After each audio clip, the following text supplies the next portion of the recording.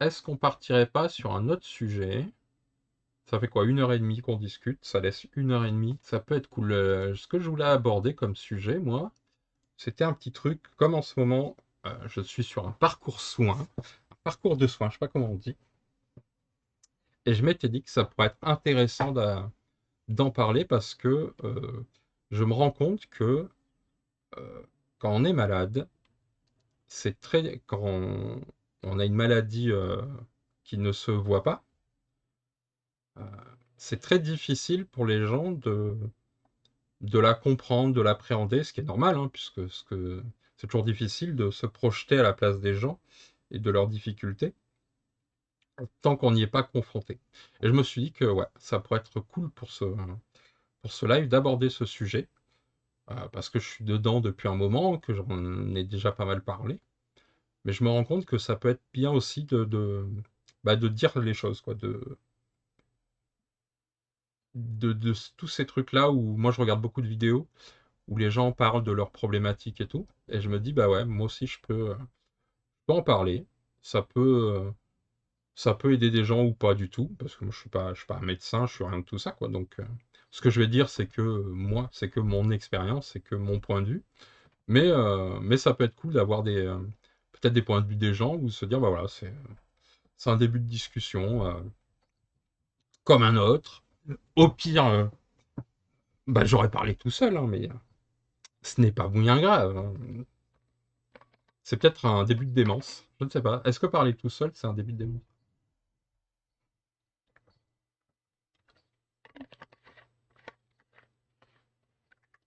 Donc du coup, j'ai préparé une petite vidéo. Je pense que ça pourrait être cool après. Je vais y réagir. Mais là, moi, ce qui m'intéressait d'aborder, donc bah, moi, c'est pas un secret, hein, ça fait plusieurs années que je suis un malade, mais je suis malade, puisque alors je sais plus comment on dit, une dépression, je sais plus ce que m'a dit le médecin. Mais voilà, je suis en dépression, hein, je suis un dépressif chronique, puisque ma dépression revient régulièrement. Ah, hello Alain qui vient, on est tous tarés de toute façon. Oui, oui, bah, je pense, hein. Vu les résultats il n'y a pas longtemps aux élections, je pense que oui, hein, là c'est collectif, hein. Donc voilà, oui. Donc moi je suis en dépression et je me rends compte que la dépression, euh, c'est une maladie qui touche beaucoup de gens. Alors moi, je parle de la dépression, hein, pas de mélancolie ou d'un passage à vide, parce que tout le monde connaîtra un jour dans sa vie, hein, un coup de fatigue, etc. Et souvent, c'est un peu comme, je vais faire l'analogie avec le rhume. C'est un peu, les gens qui ont un rhume, souvent, ils disent, ah, j'ai une grippe, quoi. Alors que c'est pas une grippe, hein, c'est juste un rhume. Quand tu as une grippe, en fait, voilà, tu sens que c'est pas pareil que d'habitude. Bah, la dépression, c'est un peu ça. Il y a beaucoup de gens qui disent, ah, je fais une petite dépression là, mais en fait, ils ont juste un coup de fatigue ou un peu de vague à l'âme, ce qui peut arriver, hein, quand tu vis des choses un peu difficiles dans ta vie. C'est normal en fait d'être un peu triste ou quoi, mais c'est passager. C'est pas une maladie, quoi. C'est pas la maladie. Et, euh, et donc voilà. Donc moi, je me rends compte, puisque je suis en plein dedans depuis longtemps maintenant et que je commence alors, à pas la dompter du tout, hein, mais à l'analyser, etc. Que pour beaucoup de personnes, c'est pas tangible, c'est pas compréhensible, c'est pas palpable. Déjà, pour moi, il y a deux catégories il y a trois catégories de personnes quand on parle de ces choses-là, de ce que j'ai remarqué. Et là, j'englobe tout le monde, c'est-à-dire les proches et les non proches. Euh, j'ai remarqué, donc, dans les comportements, il y a le premier comportement qui est de fuir la chose, parce que bah, la maladie, c'est normal, hein, ça fait peur, ça fait pas agréable. Euh, Moi, c'est pas un secret, j'ai un peu la phobie de ça, je n'aime pas les gens malades. Voilà, les gens qui sont toujours en train d'éternuer, de se moucher, je déteste ça. Donc, euh, donc voilà. Donc je comprends cette réaction, mais voilà. Donc c'est une des premières réactions, c'est oulala, je ne veux pas en entendre parler, ou j'ai un déni de tu n'es pas bien, c'est pas ça, quoi. C'est pas ça que tu as. Il y a la deuxième catégorie, c'est les gens qui vont prendre conscience qu'il y a quelque chose, mais sans plus, quoi. C'est-à-dire, ok, c'est une info comme une autre. Et la troisième, qui est un peu plus rare, qui va être ceux qui vont se renseigner sur la maladie pour comprendre, voilà. Quand on ne sait pas ce que c'est toujours bien. Quand quelqu'un, moi ça m'est déjà arrivé plein de fois, quand quelqu'un me dit, bah voilà, moi je suis ça, bah après je vais vite regarder ce que c'est, pour mieux comprendre et puis pour pouvoir aborder la personne de la meilleure des manières qui soit, puisque bah, c'est le minimum en fait. Parce que ce sont des maladies, tout ce qui touche au psychique, au mental, sont des maladies où il y a une déformation des réalités. Euh, Moi c'est ça. Alors comment dire, la dépression, c'est pas un truc. Euh, Il y a des, comment dire? C'est pas un truc que tout le monde a pareil. C'est chacun a sa dépression, c'est quelque chose d'assez particulier. C'est-à-dire qu'il y a plusieurs symptômes qui font que euh, tu l'as ou tu l'as pas, hein. C'est-à-dire s'il faut que tu aies, je crois, 3 des 5 symptômes principaux pour être considéré comme dépressif. Après, il y a plusieurs degrés de, dans la dépression. Mais comment tu la vis et ce qui se passe pour toi, en fait, ça, c'est par contre, c'est très personnel. C'est-à-dire que le vague à l'âme, la tristesse, les choses comme ça, bah, ça sera pas pareil pour tout le monde. Il y a des gens pour qui ça sera très faible à ce niveau-là, mais ils auront un des autres symptômes qui est beaucoup plus costaud, quoi. Moi, j'appelle ça le filtre Instagram. Sur moi, ça marche comme ça en tout cas. Ça me rajoute un filtre Instagram sur toutes mes pensées. Comme on voit, ou les filtres Snapchat, vous savez, avec la langue du chien, les oreilles, ou les petits cœurs qui s'envolent. Bah voilà. Bah moi, ça fait pas ça. Moi, ça me rajoute pas des petits cœurs, ça me rajoute pas des langues de chien. Ça me rajoute un filtre négatif. Comme si je passais de la couleur au noir et blanc, mais il n'y a plus de blanc. Euh, donc dans ma tête, hein, c'est comme ça, hein. Et je l'analyse, hein, c'est-à-dire que euh, je sais en fait essayer de le contrer, mais ou me dire oh là c'est pas la bonne pensée, c'est la maladie qui fait ça. Mais c'est la maladie qui est plus fort, quoi. C'est pas une maladie sur laquelle, c'est pas un problème de volonté. C'est une première idée reçue que les gens ont sur cette maladie. Quand on dit qu'on a de la dépression, c'est bah, faut que tu te bouges, quoi. Tu vois, ça c'est la pire phrase à dire. Donc ne dis jamais ça les gens. Faut que tu te bouges parce que ça sous-entend que tu as que c'est un manque de volonté en fait. Alors que c'est pas un manque de volonté. C'est la maladie qui annihile la volonté. C'est pas de la fainéantise, c'est la maladie qui empêche de faire les choses. C'est vraiment un espèce de sac à dos qui se pose sur les épaules comme ça, et tout devient lourd, tout devient difficile. En tout cas, pour moi, ça s'applique comme ça.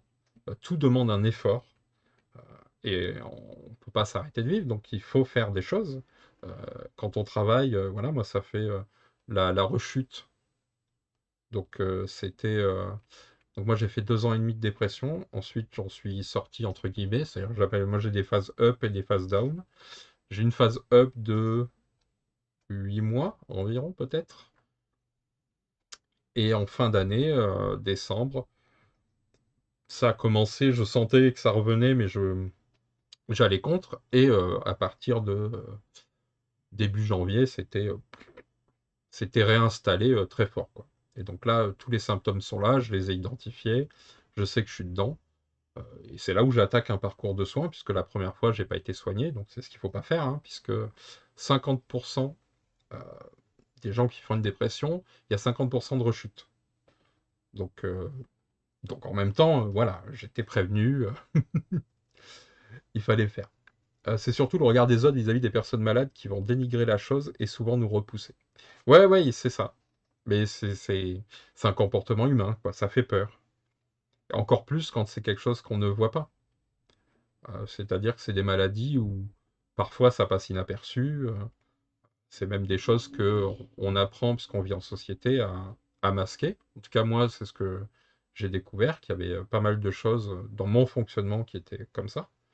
Je sais plus d'ailleurs, je perds les mots, hein, c'est normal. Donc ça, c'est par exemple un des symptômes de la maladie. Euh, on a des difficultés à penser, on a des difficultés à se concentrer. Voilà. Donc moi, en tout cas, ça tape très fort. C'est-à-dire, je perds j'oublie les noms, j'oublie les choses. J'ai beaucoup de mal à faire ce que je dois faire parce que moi, normalement, je note tout. Je m'étais fait, pas montrer, hein, j'avais fait mon petit. Ah, ça, est-ce que c'est le bon? C'est peut-être pas le bon celui-là. Hop, mon petit boulette journal qui m'avait bien aidé l'année dernière. Bon, là, je vous cache pas avec la maladie qui est revenue, bah, il n'a pas avancé beaucoup. Je sais pas où il est, celui de l'année dernière. Ah, il est là-bas. Donc ça, c'est mon outil. Ça a été mon outil qui m'a pas mal aidé.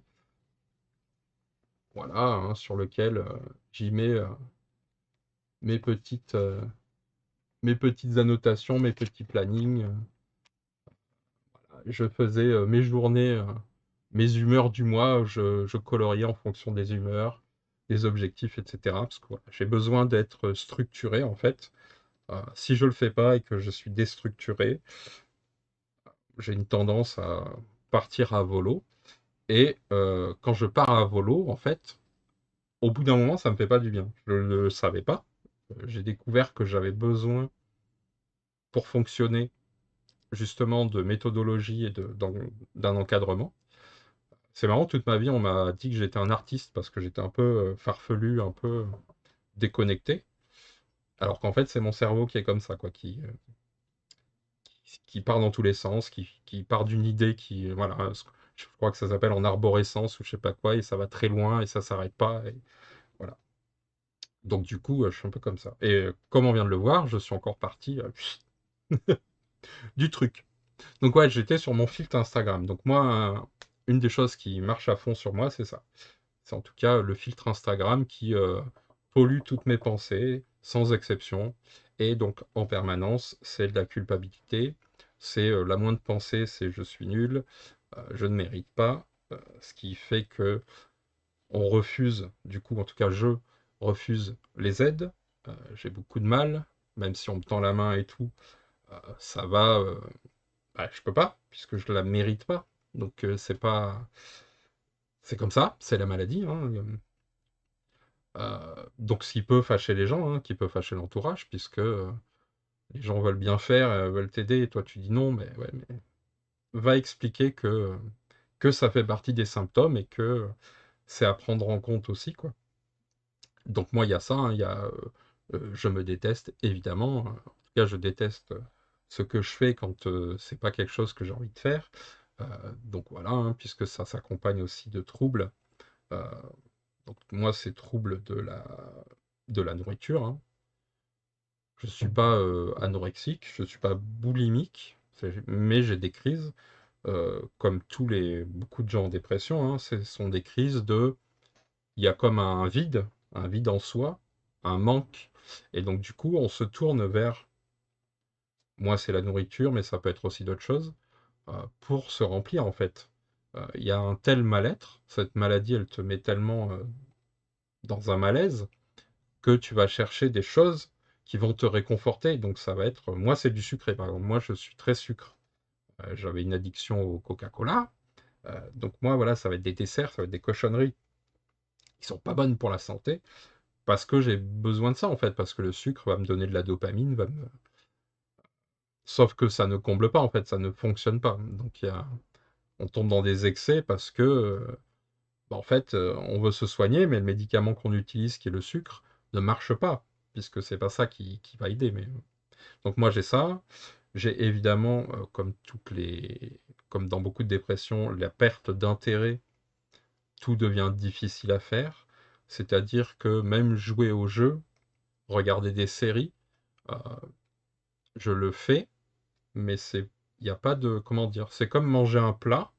Vous mangez parce que vous avez envie de manger, mais euh, ça n'a pas de saveur.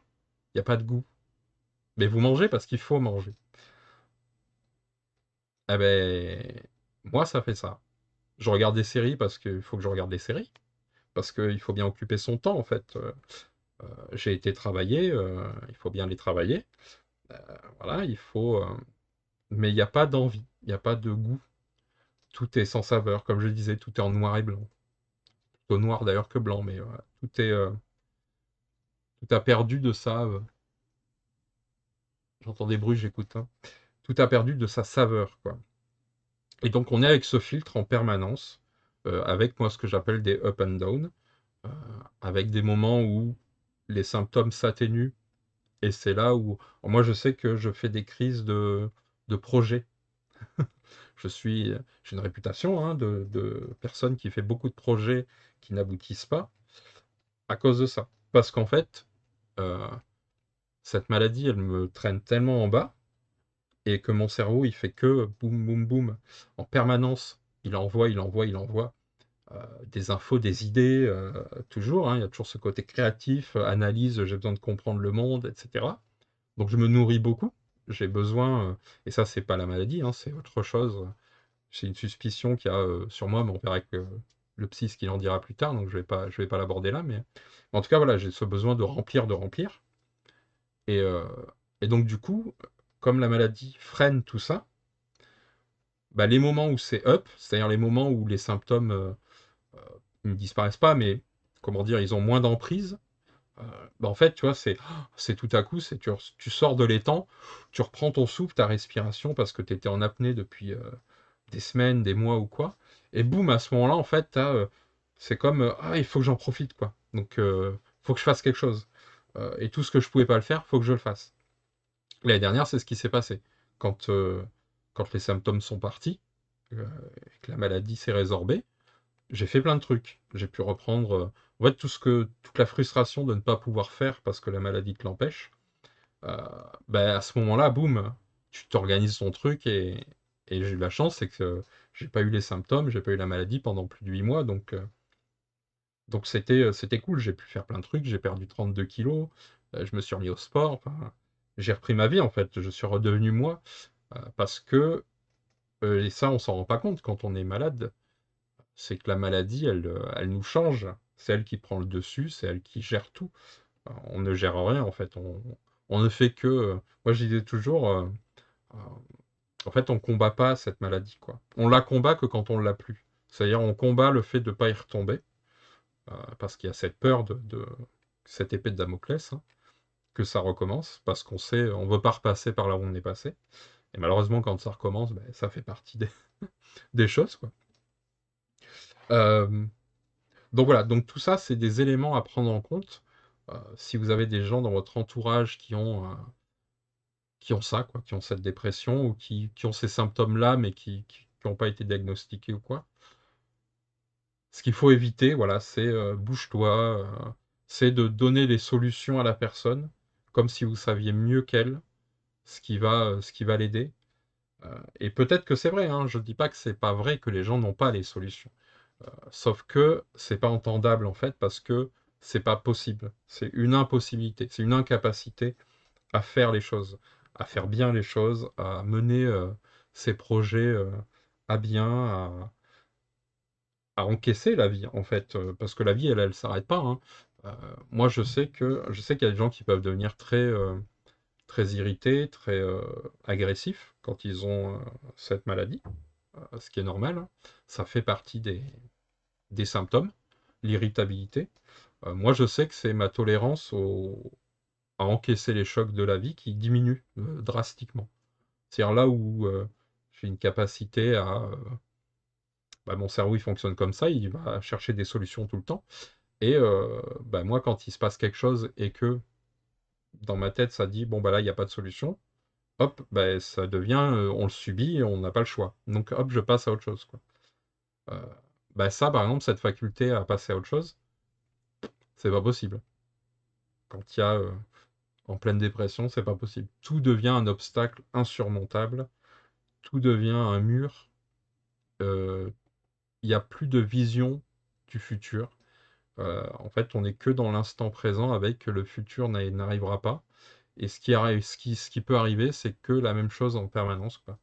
Donc que de la souffrance, la souffrance, la souffrance. En tout cas, le cerveau, la maladie fait qu'on est comme ça, quoi. C'est une espèce de dérèglement du filtre Instagram, quoi. Donc voilà. Donc je me disais, ça pourrait être cool d'en parler, de me dire, bah voilà, si des fois, je me rends compte, quand on est avec des personnes ou quoi, que, qu'il y a une méconnaissance complète du sujet, En tout cas, par ceux qui ne l'ont pas traversé. On voit tout de suite quand quelqu'un l'a traversé parce que il sait plus ou moins quoi dire, en tout cas, il sait quoi faire. Notamment, bah, la première chose, c'est toujours de féliciter hein, la personne. Il y a un besoin de reconnaissance parce que on est dans, bah, comme j'ai dit, dans ce filtre Instagram de on n'est pas, on mérite pas, on n'est pas bien, on est nul, etc. Donc il y a un besoin, même si on l'entend pas, hein, c'est pas le but, c'est pas de faire des compliments pour faire des compliments parce que ça, c'est pas ça qui marche. Mais c'est d'essayer de faire prendre conscience à la personne que bah, le peu qu'elle fait en fait, ce qui semble pour certains peut-être pas grand-chose, en fait c'est une montagne qui a été soulevée quoi. Et c'est ça qu'il faut mettre le doigt dessus, dire bah bravo, putain, t'as fait ça parce qu'on se rend pas compte en fait de quand on n'est pas dedans de ce poids qui est là quoi, que la moindre petite tâche. Et je parle vraiment de petites tâches, hein, c'est-à-dire ne serait-ce que laver son assiette ou je sais pas, un truc bateau, devient une épreuve, quoi, une épreuve contre soi-même. Moi, je sais que j'essaye de m'obliger à faire des choses. Là, il y a pas longtemps, je travaillais, donc j'étais obligé d'aller travailler. Tu vois, alors, j'aurais pu me mettre en arrêt maladie, mais c'était pas le but. Donc, tu es obligé d'aller travailler. Donc, tu es obligé de faire des choses, en fait. Tu es obligé de sourire, tu es obligé d'avoir une vie sociale. Et tout ça, ça demande une dépense d'énergie qui est colossale, quoi. Colossale, sans compter euh, les... alors, moi, ce que j'ai, par exemple, aussi, dans les symptômes, en fait, le seul symptôme que j'ai pas sur les 5, moi, c'est les envies suicidaires, pour l'instant, en tout cas, j'en ai pas les envies, les pensées. Mais, tu vois, le côté avoir des émotions trop fortes, euh, qui font que tu peux pleurer, tu peux être pas bien, etc.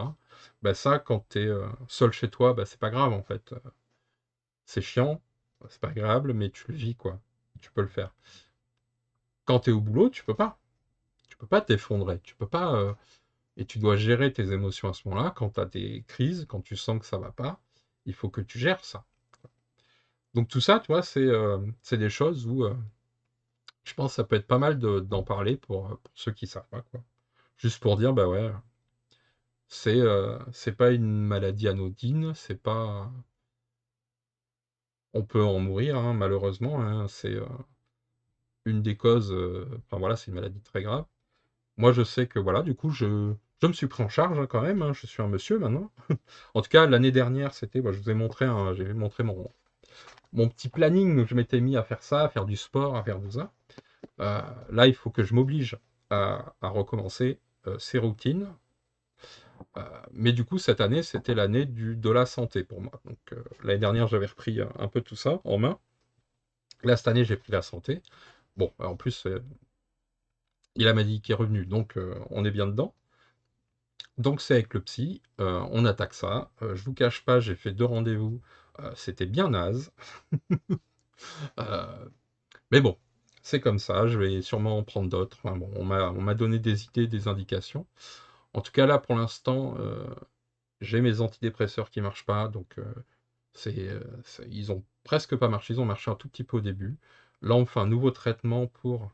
Enfin voilà, je suis tombé sur un médecin qui est plus un psychiatre, qui est plus médicamenteux qu'autre solution. Donc là, ce qu'il me propose pour l'instant, c'est que des solutions qui, qui vont me convenir parce que j'ai envie que ça aille mieux, donc et vite. Et le médicament, c'est un peu la solution parce qu'il n'y a pas d'effort à faire, hein, c'est juste tu prends tes pilules et si ça marche, ben, bim, c'est le jackpot. Mais voilà, moi ce qui est envisagé pour l'instant, c'est très certainement un séjour en clinique, voilà, pour que ça aille mieux un jour quand même, hein, faut pas déconner.